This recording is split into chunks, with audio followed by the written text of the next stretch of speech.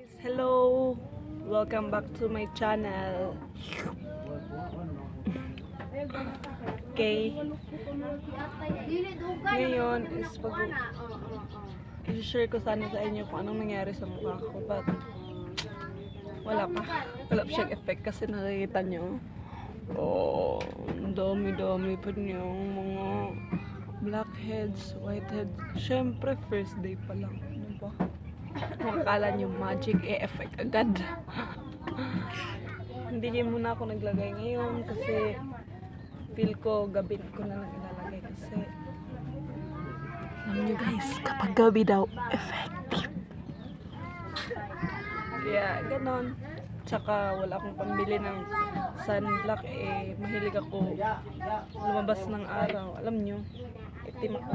So, bakit pa? Hindi ako takot sa araw kasi hindi ako takot masunog kasi balat ko sunog na. Okay, ngayon nandito ako para i-share sa inyo ang naisa akong hindi naman ako masyadong magaling maglaro ng ML guys. Kasi cancer ako. Huwag niyong ipagkakalata. Tsaka, alam niyo guys, mahilig ako magbasa. Kaya isa akong certified Wattpadder. So, kita nyo, Wattpadder ako. So, i-share ko sa inyo yung mga favorite author ko. Like, first is Jonax. Narinig nyo? Jonax.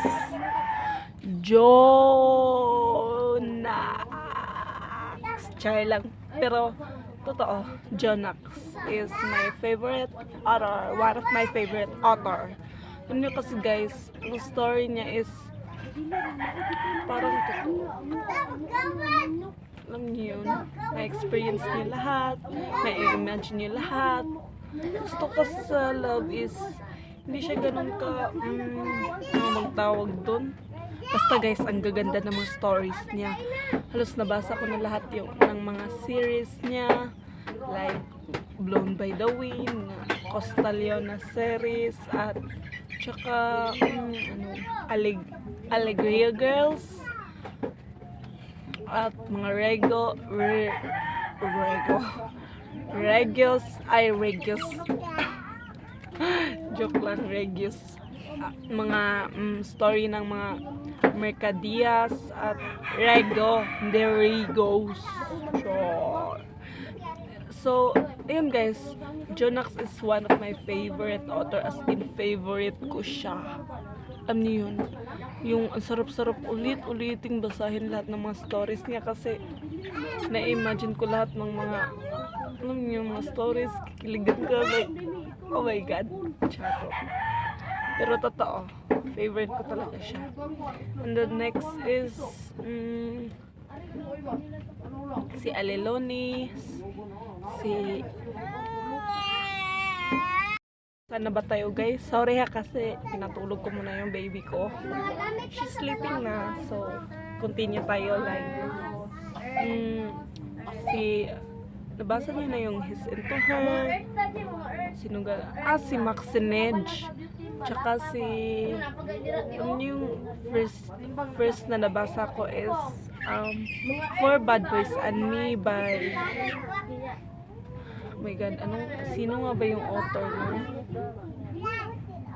Nakalimutan ko, oh my god. Oh, sorry guys, nakalimutan ko talaga. Basta first story na nabasa ko is yun, For Bad Boys and Me.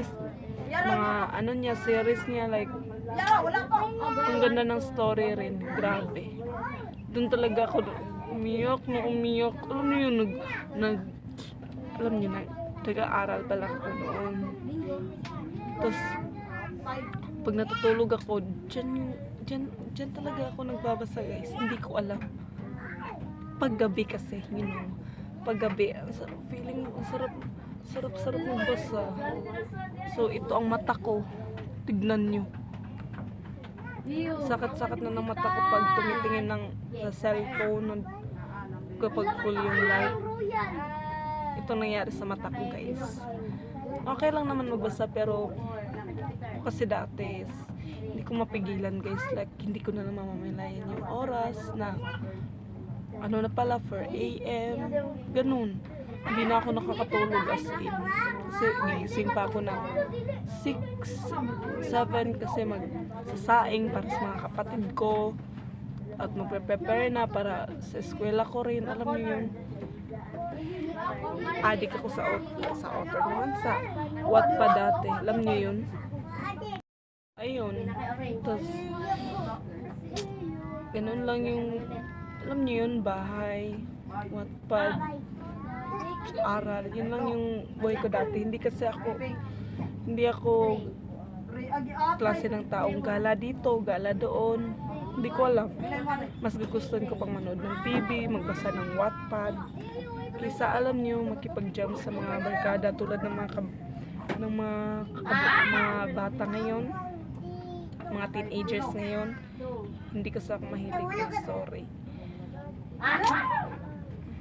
So, yun yung mga favorite author ko. Si Night and Black, tsaka yung, nabasa niyo ba yung I Love You Since 1982? Yun yata yun. Grabe, guys. As in, mugtong-mugto yung mata ko doon. Hindi ko talaga mapigilan. Alam niyo yung okay na sana lahat. Pero hindi pwede kasi ayaw yata ng panahon, ganun. Hindi talaga kayo mag-aabot.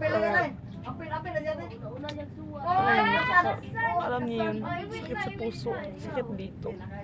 Hindi sila nagkatuluyan, guys. Sino ba naman kasing magkakatuluyan ng anong year?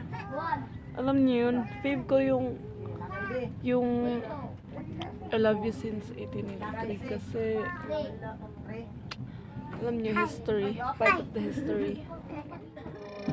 Yun lang ang masishare ko sa inyo, guys. Thank you for watching. For more videos, please subscribe to my channel and click the notification bell for more videos. Thank you. Thank you sa support, kahit walang kwenta yung vlog ko. My God, kasi marami pa akong gagawin, guys. So sorry. Ang ikli lang ng vlog ko. Sige na, guys. Thank you. Bye-bye. Love you all.